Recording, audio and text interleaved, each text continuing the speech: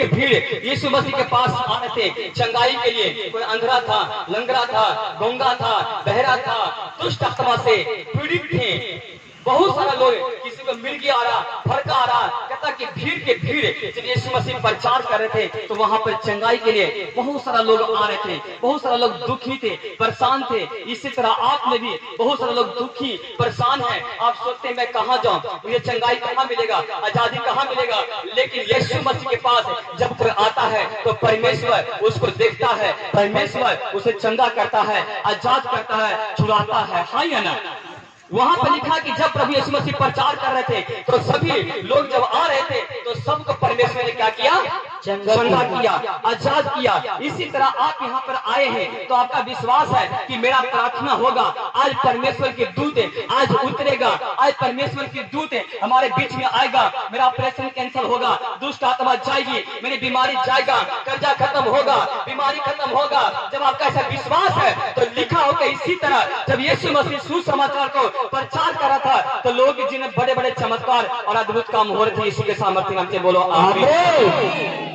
लिखा पूरा सीरिया देश में परमेश्वर का नाम मिल गया और जैसे ही नाम फैला तो लोगों ने जाके जब एक बार आदमी ठीक होता था तो 10 आदमी आता था, जब 10 ठीक होता था तो 100 होता था, 100 ठीक होता था तो 1000 आया, 500 आया। बहुत सारा लोग नाना प्रकार के लिखा कि बीमार से, दोस्त से जो दबे हुए थे परमेश्वर के पास आते थे और परमेश्वर उसे चंगा करता था और छुटकारा दिया करता था। बोलो आमीन आमीन। उसी तरह मुझे नहीं पता आप कहीं से आए हो, वो कहीं से आए हैं, वो कहीं से आए, क्यों? आपका विश्वास है कि आज मैं यहाँ पर जाऊंगी, परमेश्वर के दूत आएगा, आज प्रार्थना होगा, परमेश्वर मुझे छुएंगे, आज मुझे चंगा करेंगे, आज मुझे आजाद देंगे। बीमारी कैसा क्यों न हो, गरीबी कैसा क्यों न हो, शैतान बड़ा नहीं है लेकिन सबसे बड़ा कौन है?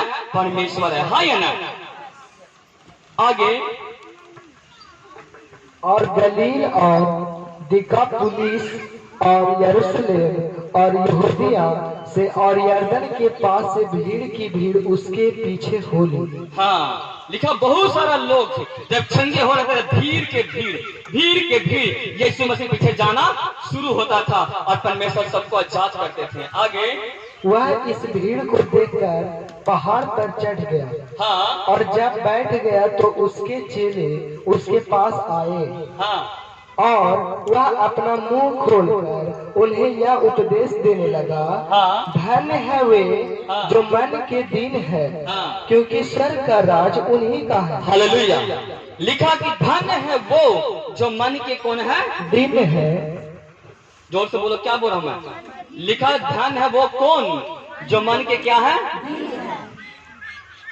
उसका क्या होगा? जोर से बोलो, किसका होगा? तो जब कहानी, अरे किसका होगा? स्वर्ग का राज उन्हीं का है। किसका? चुगली करने वाले को होगा, चोरी करने वाला को होगा, गाली देने वाला को होगा, कि पाप करने वाला को होगा? कहता कि धन है वो जो अपने आप को दिन किया हुआ। दिन किसको बोलते हैं? उसने कहा एक थप्पड़ मारे तो कहे ले भाई एक और मार दे, उसको बोलता अपने आप को दिन करना। ये नहीं कि वो मार रहा, वो लड़ रहा तो तू कहो कि तोरा हम मार ही देवो, तोरा ऐसे हो तो इसको नहीं बोलता है दिन करना। इसका स्वर्ग के राज कभी नहीं होगा। जितना वचन पढ़ लो, बाइबल पढ़ लो, फास्टिंग कर लो, कुछ भी कर लो, कभी स्वर्ग में नहीं जाओगे जब तक अपने आप को दिन नरम नहीं करोगे, अपने आप को परमेश्वर के सामने घुटना टिक के हम्बल नहीं करोगे तो आप स्वर्ग के राज के प्रवेश नहीं हो सकते हैं। क्यों?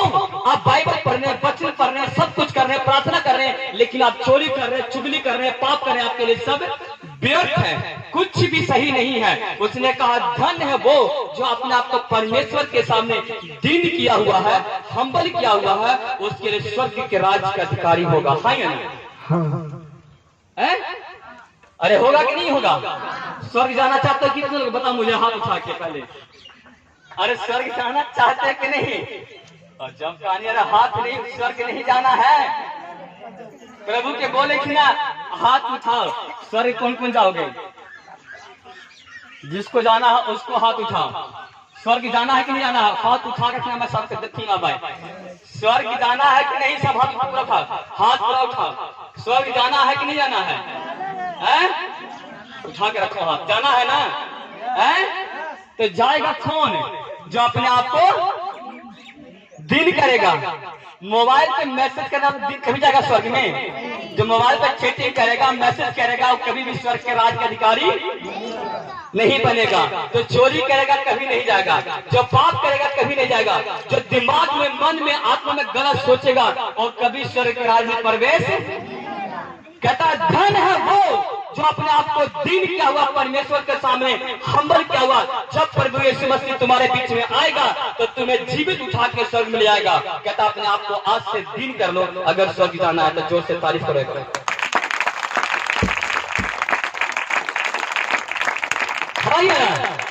और उसने कहा कि नहीं कहा कि अपने आप को जब दिन करोगे तो स्वर्ग के अधिकारी होगे, क्योंकि आप किसके संतान हो? आप प्रभु के बेटे हो, आप प्रभु के बेटियां है। आपका पहचान होना चाहिए, जब लोग देखें तो कहे नहीं सच में प्रभु का है। प्रभु के बेटे जिन बेटे होते हैं ना, उनके अंदर हम्बलता ही होता है, वो अपने आप को दिन करते हैं। उनके अंदर क्रोध नहीं होता है, गुस्सा नहीं होता है, पाप नहीं होता है, गलत नहीं होता है। ऐसा नहीं बनाता है कि मैंने कहा कुछ बोला। आप बोल भी रहे हो, आप गाली भी दे रहे हो, आप गलत भी बोल रहे हो, लेकिन फिर आप कहो कि हमने कहा कुछ बोला।